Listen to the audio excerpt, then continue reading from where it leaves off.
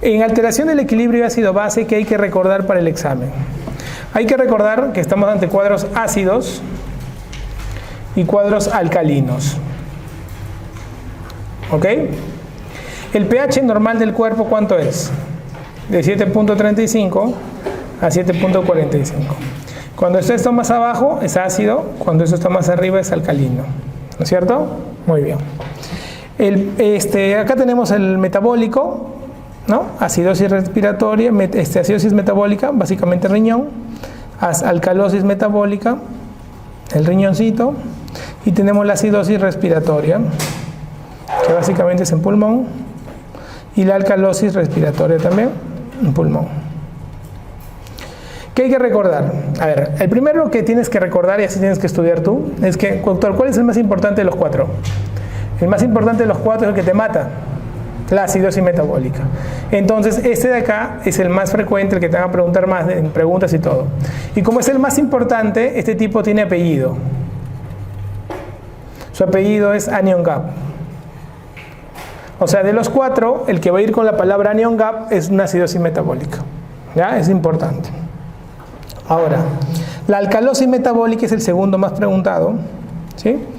Eso recuérdalo, ya vamos a ver ahorita un poco el algoritmo. Y luego, lo menos preguntado y lo más fácil es las respiratorias, tanto acidóticas como alcalóticas.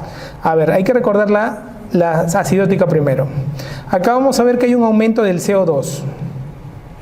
¿Por qué aumenta el CO2, doctor? Porque está habiendo hipoventilación. Cuando hay hipoventilación hay aumento de CO2. ¿Y la hipoventilación por qué se podría dar? Porque hay un fallo de la caja torácica, músculos y huesos. O porque hay un fallo de la unión neuromuscular. O porque hay un fallo del nervio periférico. O porque hay un fallo de la médula, doctor. O porque hay un fallo de la protuberancia, doctor. O del bulbo, doctor. O de la corteza, doctor. O sea, en otras palabras, toda la parte nerviosa central o periférica, más la caja torácica, cualquier lesión o cualquier enfermedad que pueda haber, puede terminar en hipoventilación. Y la hipoventilación hace de que haya retención de CO2 y, lógicamente, acidosis respiratoria. ¿Ok? Que es lo que hay que recordar. ¿Cuándo habrá alcalosis respiratoria, doctor? Cuando hay disminución del CO2, doctor. ¿Y eso en qué situaciones? Cuando hay taquipnea. ¿Qué situaciones frecuentes vemos taquipnea? Por ejemplo, los pacientes que llegan ansiosos a la emergencia.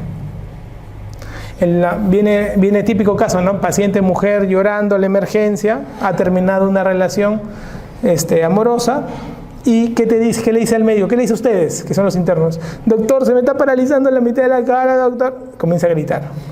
Tú te asustas, doctor, se comienza a llamar. Hasta que se le paraliza, dice. Y llorando, ¿no? Entonces viene compungida, ¿no? ¿Y tú qué le dices, no? Señora, tranquila, siéntese, no, tranquila, ya va a pasar. ¿Qué? No, se me está paralizando, llama a un doctor, oye. Entonces tú, yo soy el doctor, señora. Está que se le paraliza. Sí, caray, entonces en eso tienes que tranquilizarla. ¿Qué está ocurriendo en la cara? ¿Por qué está tan contraído? Y tú tocas y está contraído, ¿eh? ¿Qué está ocurriendo? Mira, cuando el CO2 disminuye, porque tú estás respirando rápido, entonces que el CO2 hasta que se barre al toque, el pH, ¿qué ocurre con el pH cuando el CO2 disminuye? El pH disminuye, pues. Entonces, para evitar que el pH disminuya, hay hidrogeniones que están pegados a la albúmina. Entonces, ¿qué ocurre? El hidrogenión dice, no, albúmina, ¿sabes qué? Ya vengo ya. Voy a ir a compensar el suero para que no baje el pH. Se va el hidrogenión, la albúmina dice, te esperaré cuando regreses, mentirosa y falsa. Entonces, en ese momento, ¿qué ocurre? La albúmina se queda sola y en ese momento aparece ¿quién? El galán de telenovelas, el calcio. Se une a la albúmina. Y el calcio iónico comienza a disminuir. Al disminuir, ¿qué ocurre? ¿Ocasiona qué cosa? Tetania. Entonces, típicamente la tetania se va a dar en la alcalosis respiratoria. ¿Ok? Cuando ya se estabiliza el pH, ya la tetania se va. Porque nuevamente viene el hidrogenión y el calcio le dice, bueno, me tengo que ir. Y se quita el calcio, ¿sí? Y ya aparece nuevamente el hidrogenión. ¿Ok? Entonces, esos son detalles que hay que recordar. Con eso matas tú la parte respiratoria del equilibrio. Típica pregunta en los exámenes de ustedes, en la parte de taquipnea, lo van a asociar mucho a la altura. En la altura hay disminución del FiO2, ¿no? Si la pregunta comienza paciente que va a Machu Picchu, paciente que va al Huascarán, paciente que está en el MISTI, al toque, sin mirar la pregunta, te vas a marcar alcalosis respiratoria de manera descarada. ¿Ya? La altura es un dato clave en las preguntas de examen. ¿Ok? Entonces te vas a dedicar por completo a las acidosis, tanto metabólicas como la alcalosis metabólica también. Bien, la acidosis metabólica. Primero hay que recordar esto, observa. Tenemos acá el sodio representando a los positivos, el cloro negativo, bicarbonato negativo, y esto de acá que también es negativo, pero no sabemos cuánto es su valor. Entonces vamos a hallar su valor restando y haciendo la fórmula. Sodio es igual ¿a qué? Sodio es igual a la suma del otro, pues todo lo demás. Se pone acá, sodio es igual a la suma de aniones no medibles o anion gap, más bicarbonato más cloro.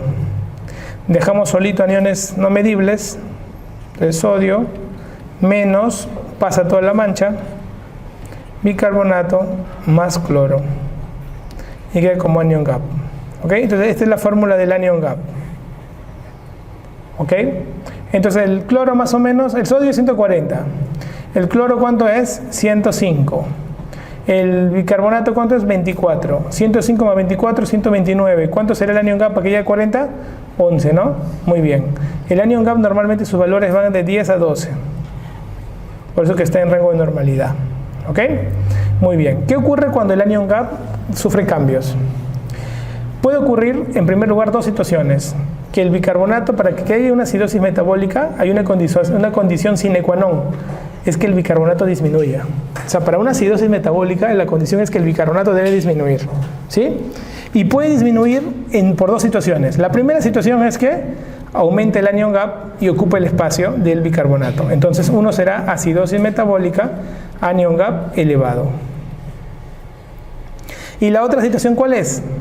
Que la parte del anion gap es normal, pero el cloro aumentó. Entonces esta será acidosis metabólica, anion gap normal o hiperclorémico. Anion gap normal o hiperclorémico. Eso te va a llevar a que hagas ¿qué cosa? Una clasificación que está al costado. Entonces acá vas a tener tu anion gap, ¿sí? Elevado y normal, ¿no? Normal o hiperclorémico. Del anion gap elevado, ¿qué vas a acordarte? Acuérdate puntualmente esto, así, de manera muy puntual. Endógeno y exógeno. De manera muy puntual. Endógeno, tenemos la hipoxia. ¿Hipoxia qué? Hipoxia, característico va a aumentar ácido láctico. También podemos tener la insuficiencia renal. También la famosa cetoacidosis. La más preguntada, cetoacidosis diabética. También tenemos cetoacidosis alcohólica y cetoacidosis de ayuno. Son preguntas clásicas que les van a venir a ustedes. ¿Ok? Clásicas que les van a venir a ustedes. Causa exógena de anion gap elevado, intoxicación por salicilatos. ¿Ok? Exógeno, intoxicación por salicilatos. Anion gap normal o hiperclorémico. A ver, uno puede ser porque aumentó el cloro de manera muy llamativa. Entonces, aumento de cloruro de cálcico, ¿no? Le has metido cloruro cálcico al paciente y eso hace que aumente el cloro. Otra es que disminuyó el bicarbonato y secundariamente aumenta el cloro como respuesta. ¿Y esto ocurre en qué casos? En pérdidas digestivas, diarrea, pregunta de examen clásica, diarrea, acidosis metabólica, anion gap normal, diarrea. ¿Ok? Y drenajes externos tipo colostomías. Las colostomías también hacen acidosis metabólica, anion gap normal. Y en los causas renales tenemos el famoso hipoaldosteronismo. Hipoaldosteronismo. Una pregunta importante sería, doctor, o sea, las diarreas, doctor, hacen acidosis metabólica, anion gap normal o hiperclorémico. Así es. Pero hay una diarrea, que es la diarrea por cólera, que hace alcalosis metabólica. Alcalosis metabólica por deshidratación y pérdida de cloro. Alcalosis metabólica por deshidratación y pérdida de cloro. ¿Ya? La diarrea por cólera. Después todas las diarreas hacen acidosis metabólica.